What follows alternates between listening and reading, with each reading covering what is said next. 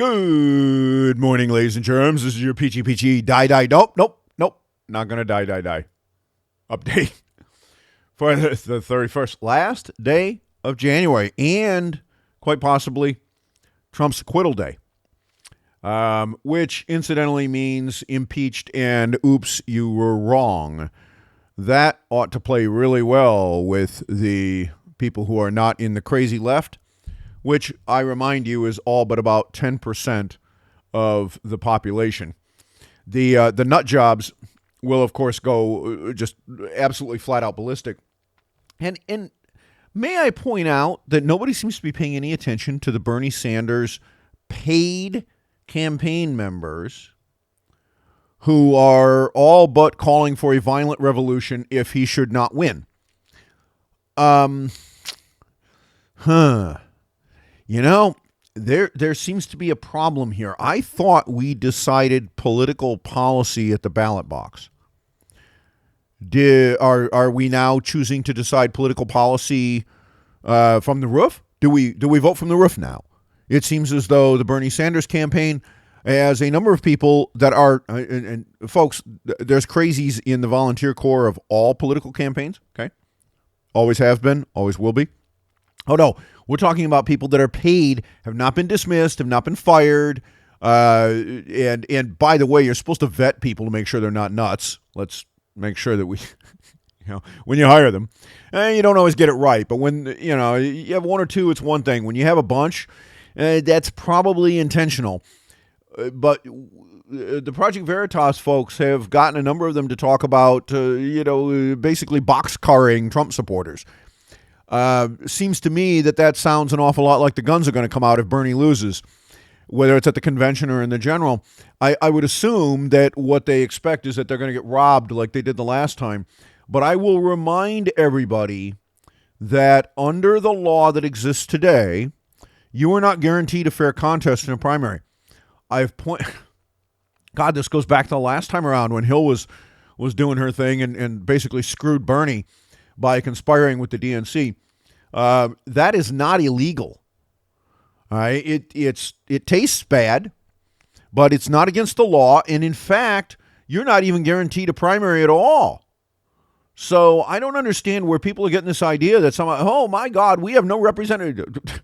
Well, that's the design of the system. If you don't like it, and by the way, I think it sucks, you should do something about the design. You don't go at this from the angle that you're trying to go at it from, which is, well, I mean, look, if you want to vote from the roof, if you've got a political campaign that basically says we're going to vote from the roof if we don't get what we want, are you really sure you want to go there?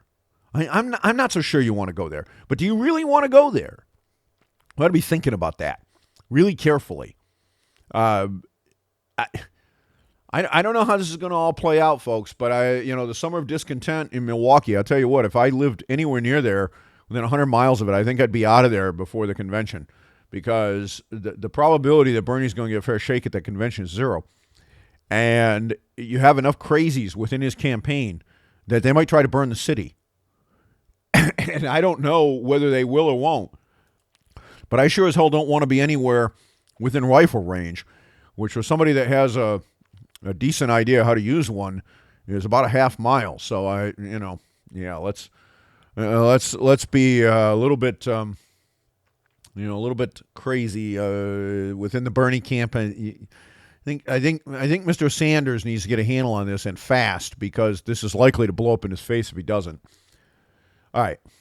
Next thing, impeachment, because peachy is what this podcast is about for the time being, until this afternoon or evening, at which point it probably goes back to being about economics and markets and viruses. It appears where we stand right now that as of today, there are not enough votes to extend the so-called trial into the calling of witnesses and taking of depositions. I think that is going to fail this afternoon. We're going to find out. The actual vote is not going to come until sometime late this evening. But if that happens and we get that vote, it will be, and it goes down, you're going to get an immediate motion on the floor to call the question on conviction, which will fail because if you can't get 51 votes for witnesses, you're not going to get 67 to remove the president. So there's a very high probability. In fact, at this point, I rated about 80% that what you're going to see is 51-49 against witnesses, and then after whatever the Senate rules are on debate time or whatever, they're probably 2 hours. Then you're going to get the question called on the actual conviction, and it's over. So as of tonight, maybe tomorrow, in all probability, you've got no witnesses, trials thrown out. That's the end of it. And may I point out that if this impeachment goes down in that fashion, it will be a stinging rebuke to the Democrat Party and Nancy Pelosi. In fact, I think I'd put Nancy on suicide watch about right now, maybe from intentional overconsumption of alcohol, because she's going to need it, and that's just kind of how it goes. All right, I want to spend some more time on coronavirus. We have a new update. We get one. We get a couple of them a day, actually, and this is kind of interesting because we're at 97.76 supposedly as of this morning. All right, so we'll go back and we'll look at that. And what we see is a 26% increase on the day. Now you say, well, God, that's terrible. That's absolutely terrible. Well, except it really isn't, because here's the thing. It was a 28% increase the day before. All right, and this is, folks, you need to keep this in mind. All right, this is very important because we had a 36% increase a couple of days ago. So the rate of increase is decreasing, not by a lot. Now, if it was going up by the same percentage every day, that would be a straight line. If it was going exponential, there'd be a multiplier on it that would be going up on an everyday basis. It's not. It's starting to flatten out a little bit. Not a lot, but it is. We've had one confirmed person-to-person transmission in the United States. However, that one confirmed person-to-person transmission was a close intimate. We did the same situation with the case in Toronto, close intimate. So, I mean, listen, if you probably sleep in the same bed with your husband or your wife, right? I mean, most people do. And if they have a bug and it is transmissible, you're probably going to get it. That's, anybody that's, it's lived in a house with a bunch of kids and one of them gets the flu, they all get the flu.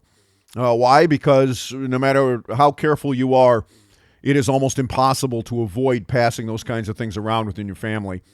And this is especially true with a virus that appears to have an R naught that is considerably greater than 1. So instead of being 1.3 or 1.2 or 1.4, it's somewhere in the 2s to around 3-ish, it looks like. And so it's quite transmissible, and additionally, it's transmissible before you realize you're sick. And now, but the point is, folks, if you're intimate with somebody, you are not wearing face masks and rubber gloves. Come on, let's be realistic. While you're in the company of, I don't think so. So again, as things stand right now, we're still in that period here in the United States. We've got that 14-day window on the outside, although we know that most of these cases start to present, the outside edge is about 14 days. Most of these cases start to present, 4 or 5 days after exposure. All right, so we should here, within the next few days, start to see, certainly by the end of the weekend, if we're going to have a person-to-person transmission problem in the United States, we should start to see cases show up in the U.S., and that exponential expansion should begin. So far, it has not. And so far, we are seeing a flattening over in China. Now, again, China lies.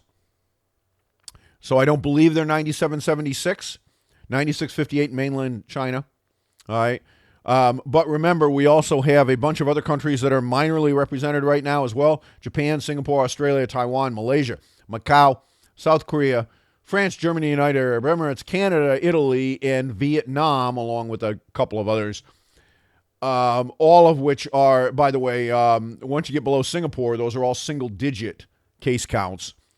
And the expected exponential moves that you would see coming out of there.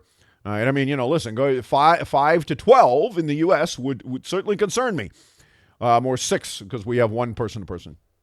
But you go 6 to 12. Now all of a sudden, my ears perk up. Hasn't happened yet, and until it does, I'm not ringing the alarm bell. For those of you that have been selling off N95 masks at 5,000% markups, congratulations. I hope you're making a lot of money. Profiting off of people's fear is part of the American way.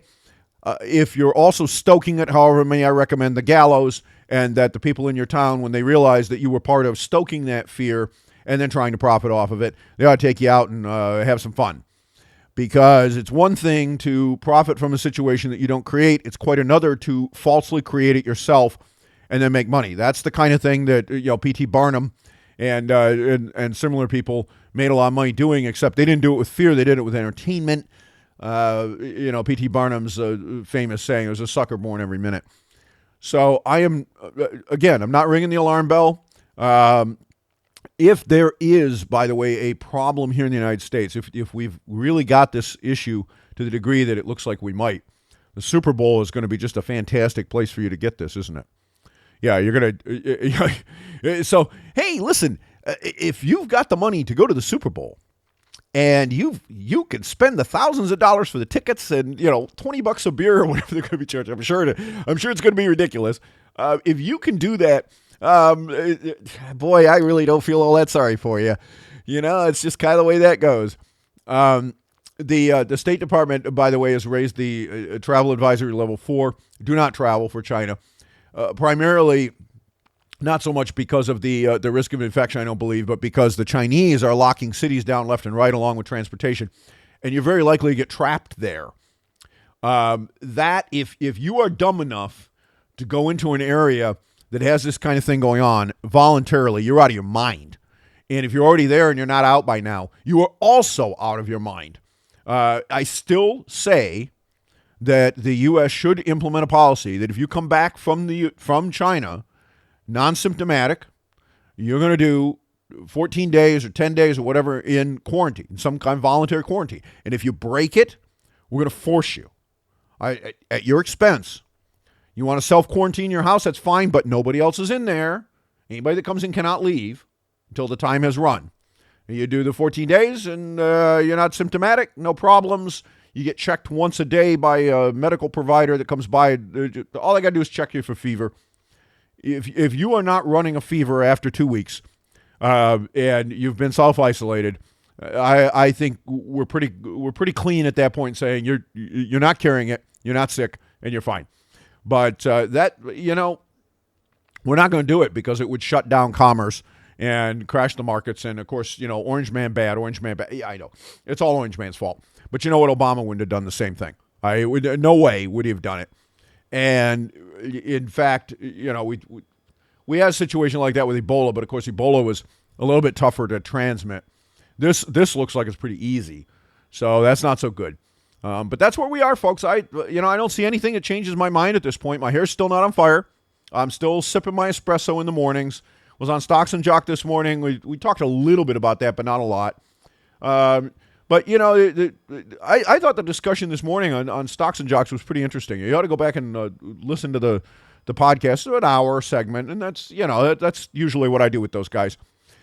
Next week, of course, is going to be employment report.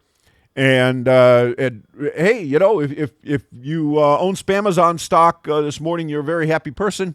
If you were short, I would say I'd put flowers on your grave, but I'm not going to. I'll laugh at you. The Bezos nonsense marches on. Look, you can't argue with the quality of the results. What I can argue with is the valuation. But then again, at this point, with the Fed playing QE, that's not really QE. Valuations don't matter. Deficits don't matter. We're running 6% inflation in the United States, and people say it's under 2%. The lie factory continues, and until you in America get tired of being squeezed like this, it's not going to change. So my packing work continues apace.